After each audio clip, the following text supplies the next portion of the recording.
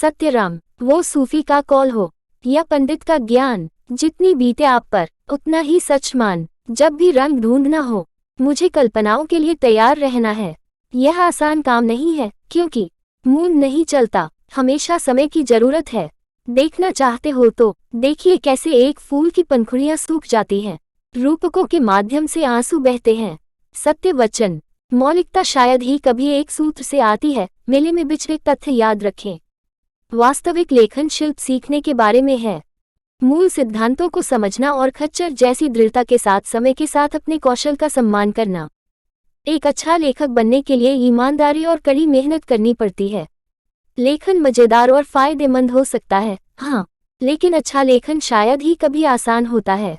यहाँ कोई शॉर्टकट नहीं है। मैं तो सिर्फ 6 माह से लेखन का शिल्प लिख रहा हूँ। हमारे लेखकों ने कई पुरस्कार जीते हैं और पुस्तकें प्रकाशित की है। ये लेखक ईमानदार और गौरवान्वित हैं, और हम भी। यदि आप लेखन के बारे में गंभीर हैं, तो मेरा सत्यराम आत्मव्यथा विरह व्यथा प्रभु श्री राम कथा रावला सत्यराम प्रत्येक संकाय सदस्य अपने क्षेत्र में एक विजेता प्राधिकरण है, जो कि डेविड जी द्वारा स्कूल ऑफ धार्मिक meditation and visualisation worldwide group के संचालक द्वारा मुझे मॉडरेटर के रूप में पद देकर पुरस्कृत करना। आप लेखकों, कवियों, अनुवादकों और कहानीकारों के एक घनिष्ठ समुदाय में शामिल होंगे। हमारे आगामी पिछले लेखन की जांच करें एवं गंभीरता से संयम को परखें। कुछ चीजें किसी ऐसे व्यक्ति से भी बदतर होती हैं जो अपने उपकरणों का सही तरीके से इलाज नहीं करता है। यहाँ कुछ लाल झंडे हैं जिनका हम अक्सर सामना करते हैं। मैं शिव श्रुति, अहम निर्विकल्प निराकार रूप विभुत्वात् सर्वत्र सर्वेन्द्रियाणाम न चासंगतम नैव मुक्तिर्न में यह चिदानंद रूप। मैं निर्विकल्प हूँ, निराकार हूँ, मैं चैतन्य के रूप में सब जगह व्याप्त हूँ, सभी इंद्रियों में हूँ।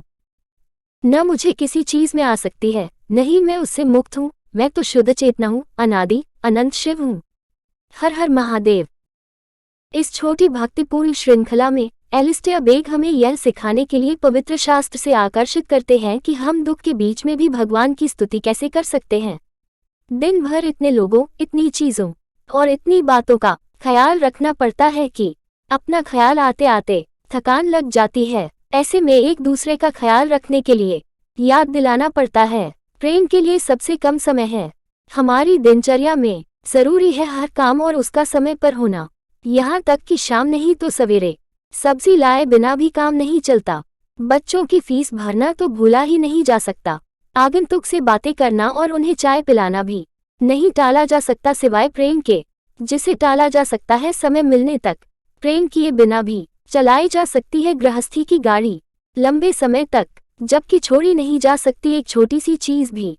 अधूरा लगता है उसके बिना जीना, जैसे एक वक्त भी नमक के बिना खाना लगता है बेस्वाद। मुंह अंधेरे से लेकर रात तक बहुत सारे हिसाब किताब हैं। इसी में है यदा कदा काया का गणित भी। ओह कितना त्रासद है प्रेम को एक काम की तरह निपटाना और हाथ झाड़ कर खड़े हो जाना। ओह प्रेम करने के लिए करना कितना त्रासद है।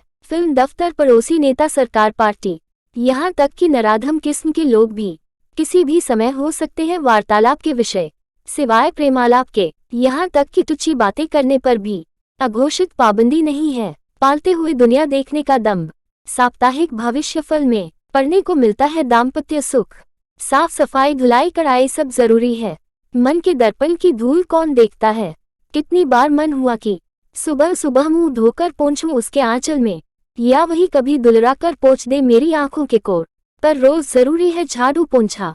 अभी इस फालतू काम के लिए समय नहीं है। हम पात्र हैं किसी के, रख दिए गए यहाँ खाली, कभी कुछ भरने के लिए, कभी कुछ उड़ेलने के लिए, इच्छा के विरुद्ध बने और बनकर रखे रहने के लिए, न कुछ कहने के लिए, न कुछ सुनने के लिए, केवल काल के हाथ से टूटकर बिखरने के लिए। सीखा, अज्ञानी होना गलत नहीं, अज्ञानी बने रहना, आंखें मूंद लेना गलत है।